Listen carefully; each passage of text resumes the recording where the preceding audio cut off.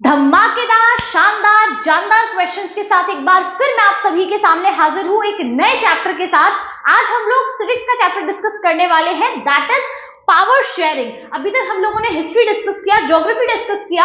आज सिविक्स का पहला चैप्टर हम लोग डिस्कस करेंगे, जिसकी एमसीक्यू सीरीज पर हम लोग बात करेंगे। हम लोग इस टाइम एमसीक्यू सीरीज पे बात कर रहे हैं, यानी कि आपके बोर्ड एग्जाम का जो सेक्शन ए रहने वाला है, हम उसे टारगेट कर रहे हैं कि उसमें हम फुल मार्क्स क्या कर सके, अचीव कर सके। इससे पहले भी मैं बहुत सारे चैप्टर की वीडियोस बना चुकी हूं। अगर आपने वो वीडियोस अभी तक नहीं देखे हैं तो आप जाके पहले वो वीडियोस देख लीजिए, ताकि आप अच्छे से अपनी प्रैक्टिस कर पाए, आपको पता चले कि आपकी प्रिपरेशन कैसे चल रही है, खुद को टेस्ट कर पाए और नए क्वेश्चंस को भी आप लोग देख पाए।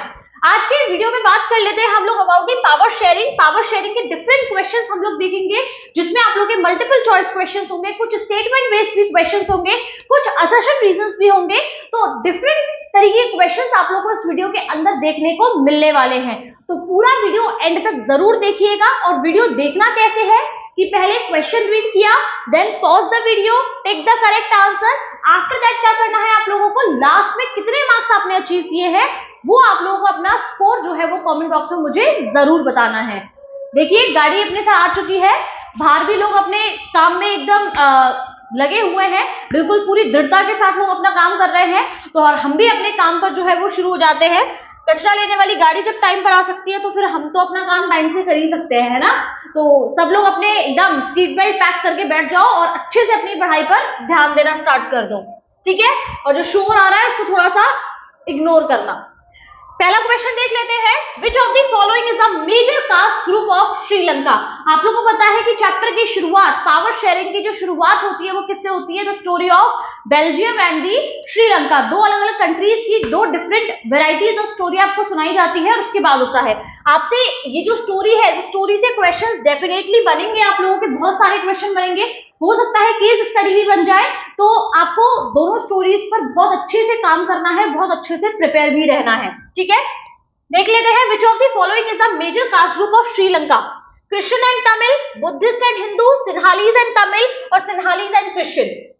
तो आपके जो दो मेजर कास्ट ग्रुप थे वो कौन से थे आपके, Sinhalese and Tamil people. Tamil भी फिर दो और ब्रॉडर ग्रुप्स में डिवाइडेड थे, एक थे आप लोग के श्रीलंकन तमिल जो वहीं के नेटिव रहने वाले लोग थे, और कुछ जो थे वो इंडियन तमिल्स थे जो कभी एज अ टी वर्कर कहाँ पहुंच गए थे, श्रीलंका में पहुंच गए थे, वहीं रह के वो बस गए थे, तो उन्हें हम इंडियन तमिल्स कहते थे, ठीक है ना। तो मेजर कास्ट ग्रुप क्या आपका, Sinhalas and Tamils. Next question देख लेते हैं, in which part of the Sri Lanka are the Sri Lankan Tamils concentrated.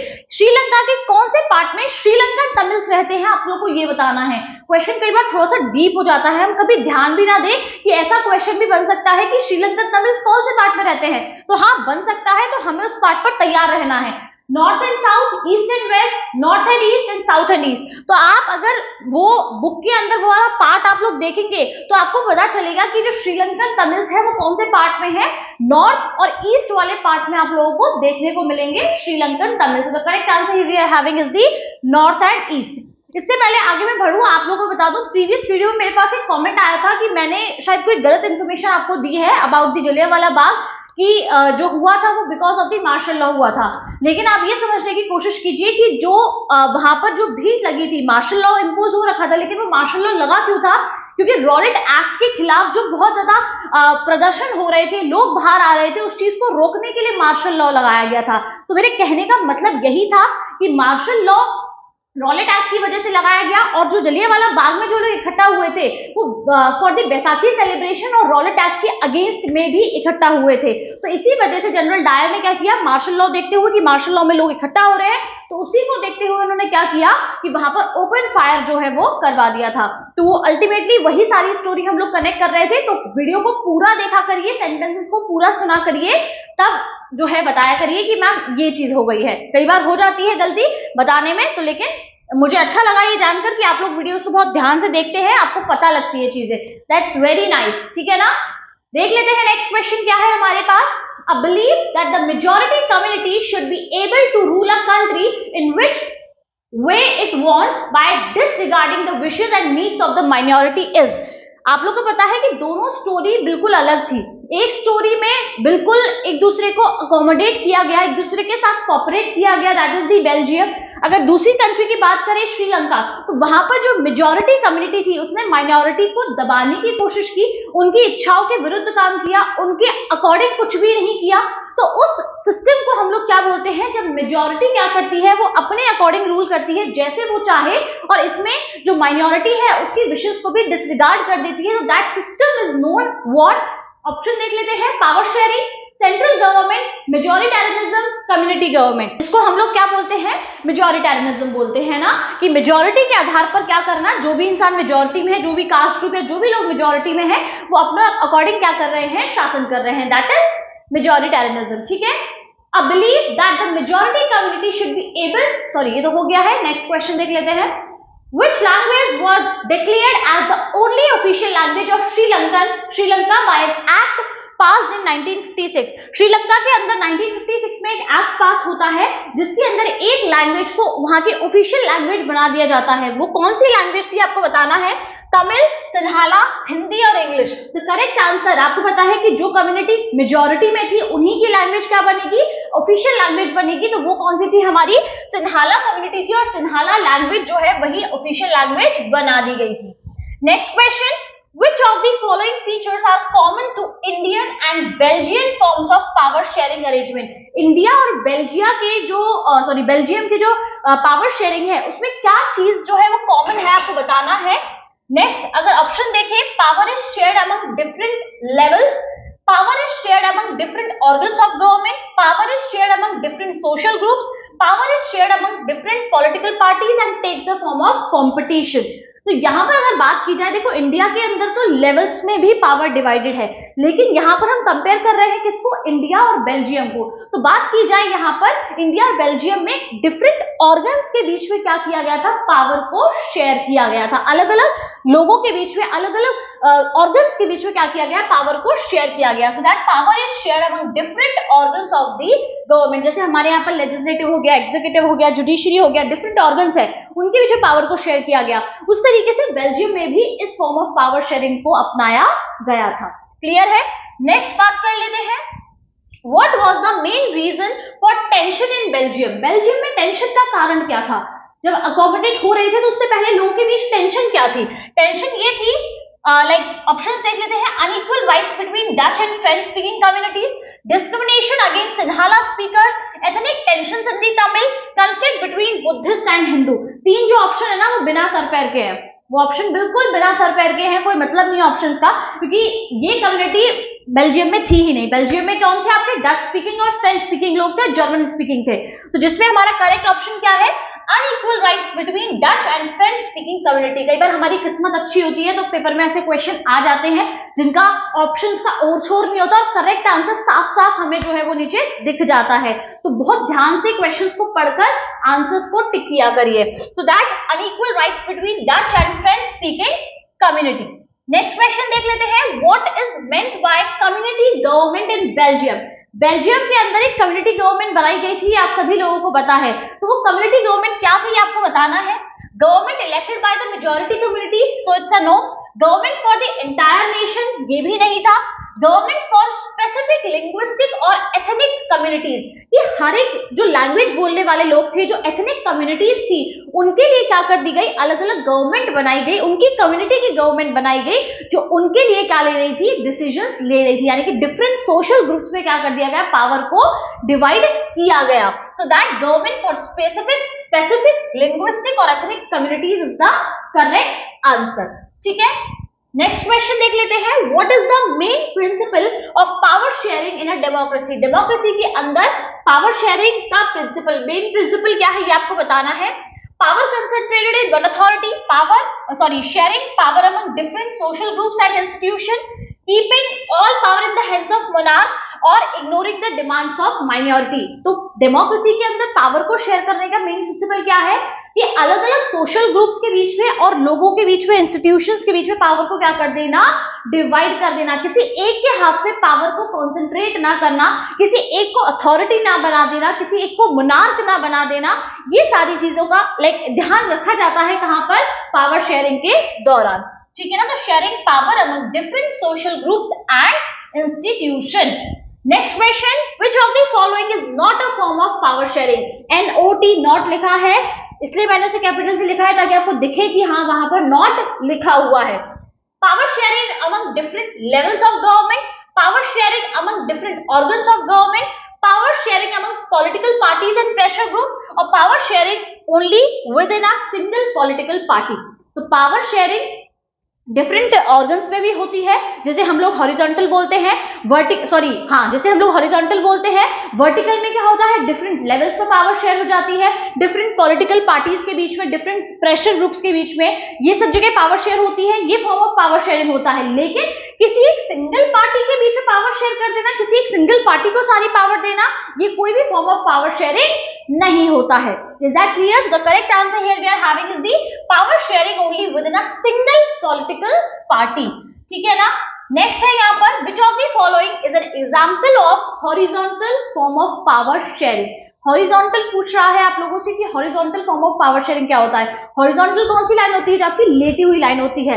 हार कर लेट जाते हैं ना, तो हॉरिजॉन्टल को वैसे याद रखा करिए। हॉरी मतलब हार कर क्या हो गई, वो लाइन लेट गई है, तो लेटी हुई लाइन जो होती है वो हो गई हॉरिजॉन्टल। अब उस फॉर्म में कौन सी पावर जो है वो शेयर होती है, उसका एग्जाम्पल आपसे पूछा है। Power share between different levels of government, तो लेवल नहीं बनते हैं वहां पर, सेम लेवल पर रहती हैं। Power share among the legislature, executive and judiciary, power shared among different social groups, और power shared among political parties. So the correct answer कि पावर का लेवल एक ही होता है, डिफरेंट लेवल पर डिवाइडेड नहीं है हॉरिजॉन्टल में। तो पावर क्या होती है, अलग अलग ऑर्गन्स में डिवाइड हो जाती है, legislature, executive and judiciary is the correct answer. India के अंदर आपको पता है कि इनके बीच में पावर क्या हो रखी है, डिवाइड हो रखी है। नेक्स्ट देख लेते हैं, the main aim of the 1956 Sinhala only policy was to. यहाँ पर देखा आपको बताना है कि जो 1956 में सिन्हाला ओरिएंटेड पॉलिसी बनाई गई थी, उसका मेन एम आखिर था क्या, वो लोग चाहते क्या थे इस तरह की पॉलिसीज बनाने से कि जो जॉब्स हो गई, यूनिवर्सिटीज हो गई, उसमें सिन्हाला जो एप्लीकेंट्स हैं उनको प्रेफर करना, इसके अलावा सिन्हाला को ओनली ऑफिशियल लैंग्वेज बना देना, उनके धर्म को क्या करना, फोस्टर करना, ये सारी चीजें जो की गई, इसके पीछे का आखिर मेन रीजन था क्या। Recognize Tamil as the official language, promote unity among Sinhala and Tamil speakers, establish Sinhala dominance over Tamils, और promote economic equality। तो यहाँ equality की तो कोई बात नहीं हो सकती जब एक कम्युनिटी के लिए सारे काम किए जा रहे हैं। यहाँ पर क्या है, सिन्हालास की डोमिनेंस को क्या करना, तमिल्स के ऊपर इम्पोज करना, इसका मेन रीजन था। जो भी चेंजेस किए गए थे कंट्री के अंदर, उसका मेन रीजन यही था कि सिन्हालास का जो डोमिनेंस है उसे किसी तरीके से तमिल्स के ऊपर इम्पोज करना। नेक्स्ट क्वेश्चन है, विच of the following countries adopted majoritarianism? Belgium, India, Sri Lanka and United states. तो हम श्रीलंका की स्टोरी पढ़ चुके हैं, हमें पता है कि श्रीलंका के अंदर ये पॉलिसी जो है वो अपनाई गई थी। नेक्स्ट है, what does vertical division of power refer to? आप लोगों को जो forms of power sharing given है आप लोगों को, जैसे कि आपका vertical form of power sharing, horizontal form of power sharing among different political parties, power sharing among different social groups और प्रेशर ग्रुप्स, तो आपसे इनके एग्जाम्पल्स के तौर पर सवाल बन सकता है, क्वेश्चन पूछा जा सकता है, तो उसके लिए थोड़ा तैयार रहिएगा। इसके अलावा आप लोगों के डिफरेंट फेडरेशंस बताए गए थे, coming together federation, holding together federation, वो सब क्या होता है, उनके एग्जाम्पल किस कंट्री में आपको देखने को मिलते हैं, वो भी क्वेश्चन बन सकता है। तो उस पर आप लोगों को बहुत अच्छे से फोकस्ड रहना है, क्या है वो चीजें, वो सब आपको पता होनी चाहिए, ठीक है ना। So what does vertical division of power refer to? Power shared among different social groups, power shared among different political parties, power shared among different levels of government, और power shared among different organs of government। तो मैंने organs का तो आपको बता दिया, वो क्या होता है, आपका horizontal form of power sharing होता है। यहाँ अगर vertical की बात करें, जो आपकी लाइन होती है, लंबी लाइन होती है, वो क्या होता है आपका power shared among different levels of government। जब different level बन जाते हैं गवर्नमेंट के, तो वो क्या होता है, vertical form of power sharing आप लोगों को देखने को मिलता है। नेक्स्ट क्वेश्चन देख लेते हैं हम लोग, विच of the following statements about Belgium is true? Belgium के बारे में इनमें से कौन सा स्टेटमेंट जो है वो ट्रू है, ये बताना है। French speaking people are in the majority, क्या फ्रेंच स्पीकिंग पीपल मेजॉरिटी में थे? Dutch speaking people are in the minority, Dutch speaking people are in the majority, और Belgium have no power sharing arrangements. तो आप लोगों को अगर वहां का एथनिक कंपोजिशन पता है बेल्जियम का, तो आपको पता होगा कि वहां पर आप लोगों को क्या था, डच स्पीकिंग मेजॉरिटी में था और फ्रेंच स्पीकिंग माइनॉरिटी में था। और इसके उल्टा जो ब्रसल्स थी वहां पर क्या था, वहां पर फ्रेंच स्पीकिंग मेजॉरिटी में था और डच स्पीकिंग क्या था आप लोगों का, माइनॉरिटी में था। सो इस तरीके से दोनों पे यानी कंट्री और कैपिटल के अंदर जो एथनिक कंपोजिशन था वो बिल्कुल अपोजिट था, बिल्कुल उल्टा था। जहां पर कंट्री के अंदर यानी कि बेल्जियम के अंदर डच मेजॉरिटी में थे, तो वहीं पर वो क्या थे, ब्रसल्स के अंदर माइनॉरिटी में थे। वहीं फ्रेंच वहां माइनॉरिटी में थे लेकिन ब्रसल्स के अंदर क्या थे, मेजॉरिटी में थे। तो वो चीज जो है वो यहाँ पर आपको देखने को मिली।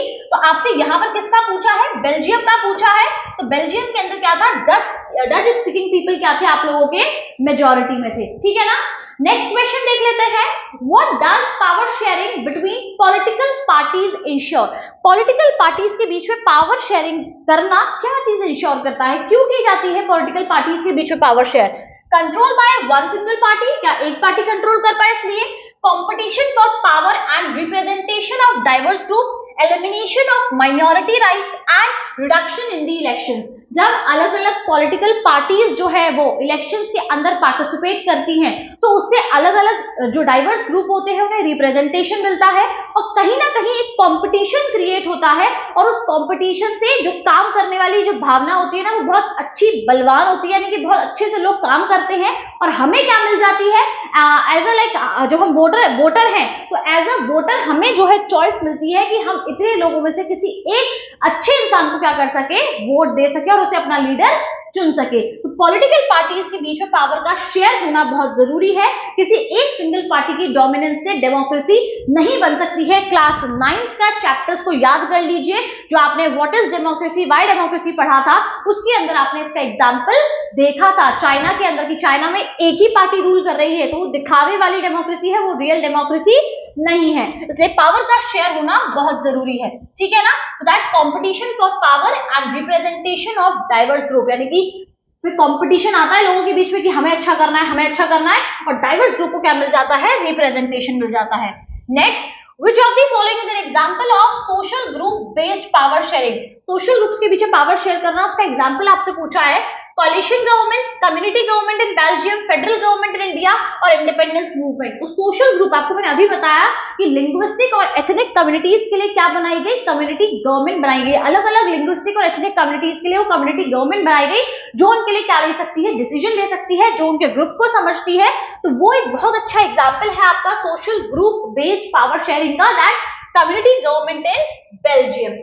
फेडरल गवर्नमेंट का मतलब क्या होता है, more than one tier of government, यानी कि एक से ज्यादा लेवल पर गवर्नमेंट का होना, वो फेडरलिज्म कहलाता है। तो फेडरलिज्म किसी भी तरीके से social group based power sharing नहीं हो सकता है, वो आप लोगों का vertical form of power sharing होता है, वो आपको देखने को मिलता है। ठीक है ना। इंडिपेंडेंस मूवमेंट भी नहीं हो सकता। तो आपका अल्टीमेटली आंसर क्या है, community government in Belgium. Next question देख लेते हैं, why is power sharing desirable in a democracy. Power sharing desirable क्यों होती है डेमोक्रेसी के अंदर, ये आपसे पूछा गया है। वैसे अगर ये 3 नंबर में क्वेश्चन बनता है तो आप लोगों को वहां पर मॉरल रीजंस और प्रूडेंशियल रीजंस को क्या करना पड़ेगा, एक्सप्लेन करना पड़ेगा प्रॉपर्ली, है ना।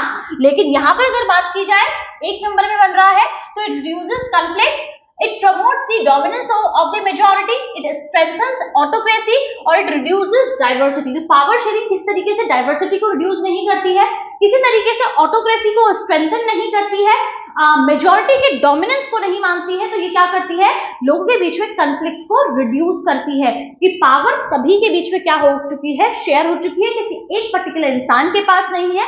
इसीलिए यहाँ पर क्या है, ये रिड्यूस करती है किसको, कॉन्फ्लिक्ट्स, लोगों के बीच में मनमुटाव जो होते हैं उनको खत्म करती है। नेक्स्ट अगर बात की जाए, what is meant by majoritarianism. पहले ऊपर क्या था, अब क्या क्वेश्चन उल्टा बन गया। पहले आपको डेफिनेशन दी थी, टर्म पूछ रहा था, अब की बार टर्म दिया है, डेफिनेशन पूछ रहा है। तो rule by majority with respect for minority rights, की मतलब मेजॉरिटी रूल करे लेकिन माइनॉरिटी के राइट्स को क्या करे, रिस्पेक्ट करे, ऐसा कुछ।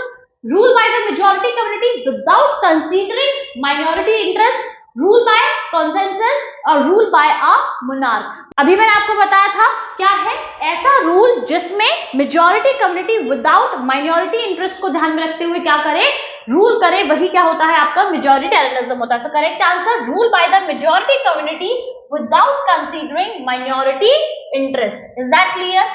नेक्स्ट क्वेश्चन पे बात कर लेते हैं, which organ of the government is responsible for enforcing laws। आपका गवर्नमेंट का कौन सा ऑर्गन लॉज को इन्फोर्स करने के लिए रिस्पॉन्सिबल है, ये आपको बताना है। आपके डिफरेंट ऑर्गन की डिफरेंट रिस्पॉन्सिबिलिटीज होती है, आप लोग को पता है। आप लोग तो क्लास 10th के स्टूडेंट हो, आप लोग को और भी रिस्पॉन्सिबिलिटी पता है, लेकिन अगर बेसिक टर्म में अगर मैं बात करूं तो लेजिस्लेटिव जो हमारा होता है, लेजिस्लेटिव स्ट्रक्चर जो होता है, लेजिस्लेचर वो क्या करता है, हमारा संसद कानून बनाता है। एग्जीक्यूटिव जो होता है, कार्यपालिका, वो क्या करता है, उनको इन्फोर्स करता है, उन्हें लागू करता है। अगर बात की जाए जुडिशरी, तो वो उनके बिहाफ पर क्या करता है, लाइक लॉ जो मेकिंग होती है वो उनके बिहाफ पर होती है। वो लॉ सही बना है नहीं बना है, उसके बिहाफ पर न्याय करने का काम कौन करता है, वो जुडिशरी करती है। तो इस तरीके से 3 अलग अलग हमारे ऑर्गन्स होते हैं जिसमें लॉज को इन्फोर्स करने का काम किसका होता है, हमारी एग्जीक्यूटिव का होता है। ठीक है ना। नेक्स्ट क्वेश्चन देख लेते हैं। Which of the following is an example of power sharing at the level of political parties? मतलब कैसे आप बता सकते हो, एग्जाम्पल बताना है कि power sharing and different political parties के बीच में पावर का शेयर होना, इसका कोई एग्जाम्पल हो सकता है? बिल्कुल हो सकता है। क्या हो सकता है? अ coalition government, federal government, parliamentary system और कम्युनिटी गवर्नमेंट। आप लोगों को पता है कि जब किसी एक को बहुमत में सीटें नहीं मिलती है, मेजोरिटी में सीटें नहीं मिलती हैं, किसके अंदर, इलेक्शंस के अंदर, तो सरकार बनाने के लिए 2 पार्टीज को एक साथ आना पड़ता है और उस दौरान पावर्स को क्या करना पड़ता है, शेयर करना पड़ता है। दैट कोलिशन गवर्नमेंट, उसे हम लोग क्या बोलते हैं, गठबंधन की सरकार, कोलिशन गवर्नमेंट। वो एक बहुत अच्छा एग्जाम्पल है आप लोगों का power sharing among different political parties. Is that clear? So here we are having the 20 questions of power sharing in this video. इस वीडियो में हमने बहुत सारे मल्टीपल क्वेश्चंस, अच्छे क्वेश्चंस देखे। कुछ चीजें हमारी समझ से बाहर थी, कुछ चीजें ऐसी थी जो हमें पता थी। तो आपको देखना है कि आपने कितने मार्क्स अचीव किए और आप कितना जानते थे अपने एग्जाम पर्सपेक्टिव से, आप कितने रेडी हैं।